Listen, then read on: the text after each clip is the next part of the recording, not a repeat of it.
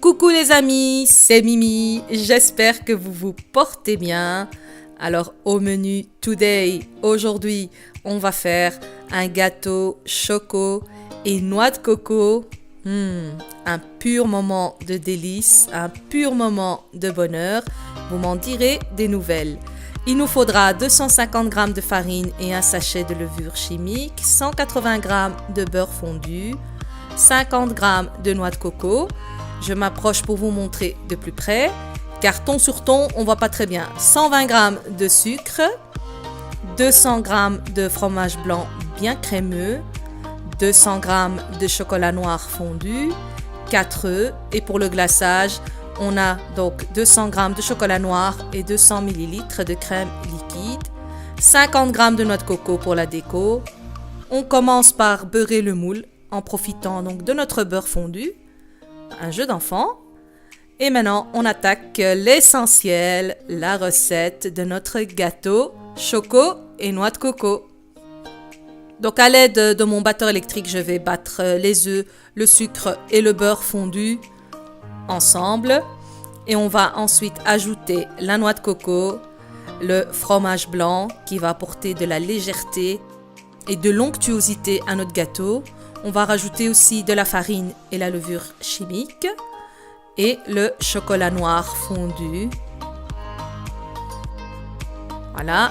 On va donc maintenant récupérer notre mixeur, notre batteur, on l'appelle comme on veut. Et on va donc d'abord mélanger manuellement pour éviter d'éclabousser partout. Et ensuite, on allume l'appareil. On décolle aussi bien les bords. Et on va mélanger jusqu'à obtenir une texture crémeuse comme une mousse au chocolat. On a même envie de plonger dedans, mais non. On va d'abord le mettre à cuire. Donc pour le mettre à cuire, on va simplement récupérer notre moule et on va venir le remplir de cette belle texture, cette belle farce de notre gâteau en fait. Et on va mettre à cuire dans un four préchauffé à 180 degrés pendant 35 minutes. Tada! Notre gâteau est prêt après 35 minutes de cuisson.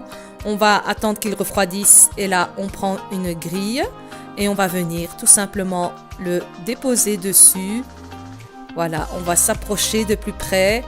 On a notre gâteau qui a pas seulement doublé mais presque triplé entre les deux de volume. Il est juste waouh, il est vraiment beau mais pas assez beau à mon goût. On va encore simplement l'habiller. On va le couvrir d'un beau vêtement. Pour ça, on va faire notre ganache. On va hacher le chocolat et verser dessus la crème bouillante. Et donc, on mélange le tout simplement. Et on a une ganache au chocolat. On récupère notre gâteau sur une grille et on va le déposer dans un grand plat pour récupérer l'excédent, pour grignoter plus tard le reste. Et on va venir habiller notre gâteau. Voilà, habillé par Jean-Paul Gaultier. Je rigole. Habillé par le chocolat Côte d'Or. Et donc, on le verse par-dessus. On laisse vraiment le gâteau bien s'imprégner du chocolat. Et on décore tout de suite par la noix de coco. Donc, la finition. Comme ça, il va refroidir avec la noix de coco et elle va s'accrocher dessus. Les amis, le gâteau est prêt. Il reste plus qu'à voir un petit peu sa texture de l'intérieur. Le voici, le voilà. Il est beau quand même, hein? Et le meilleur moment de la recette pour Mimi, entre autres, c'est la dégustation. Bam, voilà, elle attaque, elle est partie de nouveau. Alors, accompagné de bananes et encore un petit peu de noix de coco. Waouh, juste un pur moment de bonheur avec un bon café bien chaud. Je sais pas vous les amis, mais moi j'en ai déjà envie. Boum, j'ai fait tomber un morceau parce qu'il est tellement moelleux et léger, voilà, qu'il s'effrite tout seul. Donc on voit bien la texture de notre gâteau. Il est bien moelleux, il est vraiment très aéré, il est délicieux. Il reste plus pour moi qu'à aller dans mon fauteuil avec une bonne couverture, un bon café, un bon morceau de gâteau choco et noix de coco.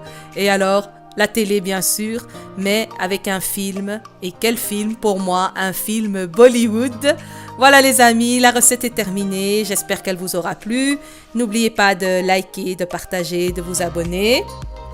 Moi, je vous dis merci. À très bientôt pour une nouvelle recette. Ciao, ciao!